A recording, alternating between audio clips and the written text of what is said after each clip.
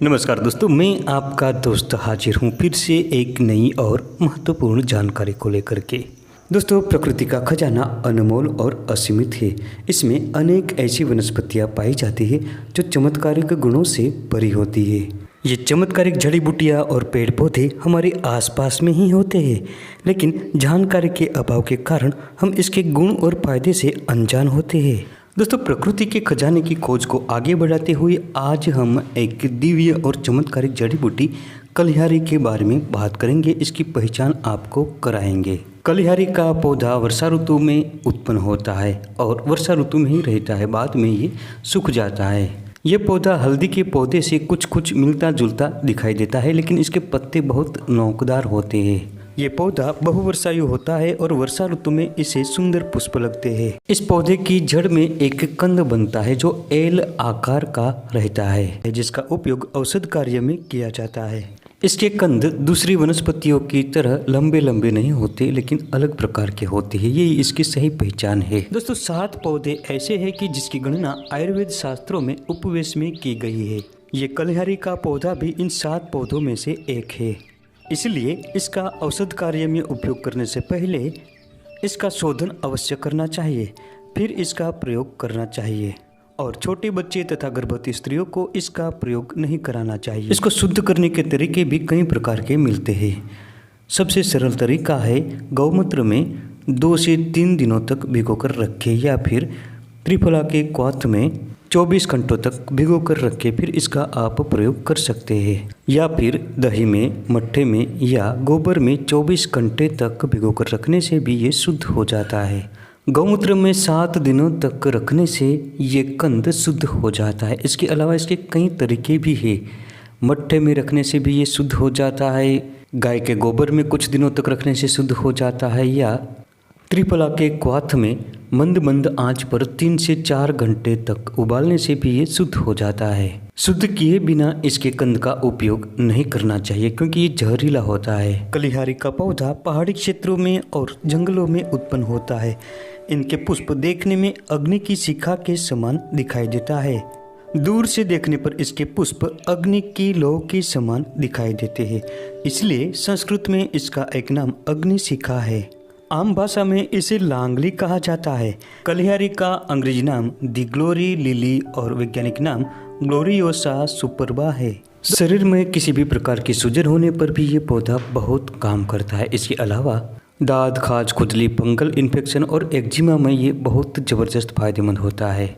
इसके लिए सरसों के तेल या नारियल तेल के साथ इस पौधे के कंद को अच्छी तरह से पीसकर एक पेस्ट बनाएं और रोजाना खुजली वाले या एक्जिमा वाले स्थान पर लगाते रहिए। ऐसा करने से कुछ ही दिनों में बहुत ही ज़बरदस्त फ़ायदा महसूस होगा। ये घुटनों के दर्द में भी बहुत ही फायदेमंद होता है। घुटनों के दर्द होने पर इस पौधे की छड़ को तिल के तेल के साथ पेस्ट बनाकर गर्म करके घुटनों के स्थान पर लगाते रहिए। इस प्रकार के प्रयोग से घुटनों के दर्द में जल्दी ही आराम मिल जाता है। दोस्तों, अगर आपको इस प्रकार की पेड़ पौधों की जानकारी में इंटरेस्ट है तो अभी हमारे चैनल को सब्सक्राइब करें, साथ में बेल घंटा दबाएं और ऑल नोटिफिकेशन पर क्लिक करें, क्योंकि इस प्रकार की वीडियो हमारे चैनल पर आती ही रहती है। दोस्तों, बवासीर की समस्या से जो लोग पीड़ित हैं, इनके लिए ये कलिहारी फायदेमंद होता है। कलिहारी के मूल तथा शीर्ष के बीजों को समान मात्रा में लेना है और इसे पीसकर बवासीर के मस्सों पर इसका लेप करना है। ये प्रयोग कुछ दिनों तक लगातार करने से बवासीर के मस्से चढ़ जाते हैं। अगर किसी को कान में दर्द की समस्या है तो कलिहारी के ताजे पत्तों का रस निकालकर निचोड़ ले और इसका रस नींबू के रस के साथ मिलाकर 1 से 2 बूंदे कान में डालें। इससे जल्दी ही कान का दर्द दूर होता है। अगर किसी को सिर में दर्द हो रहा हो तो कलिहारी के साथ निर्गुंडी और गुंजा के पत्तों को लेकर तेल में पकाए और इसे सिर पर लगाए। इस प्रयोग से सिर दर्द जल्दी ही मिट जाता है। दोस्तों, जिन लोगों को गठिया और जोड़ों के दर्द की समस्या रहती हो, इन लोगों को कलिहारी बहुत फायदेमंद होती है। इसके लिए कलिहारी के मूल का कल्क बनाना है और इसके साथ त्रिफला, त्रिकटु और लौहभस्म मिलाना है।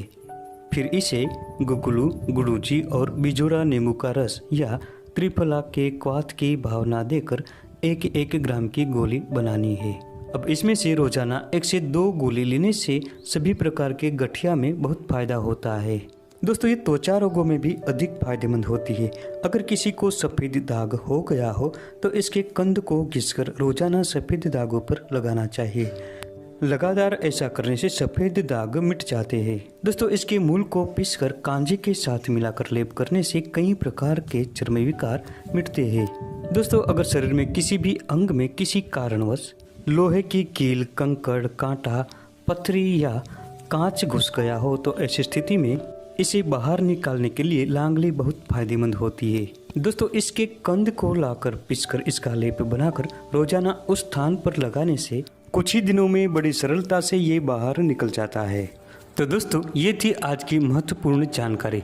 वीडियो पसंद आने पर लाइक करें, शेयर करें और चैनल को सब्सक्राइब जरूर करें। मिलते हैं अगली वीडियो में फिर एक नई जानकारी के साथ।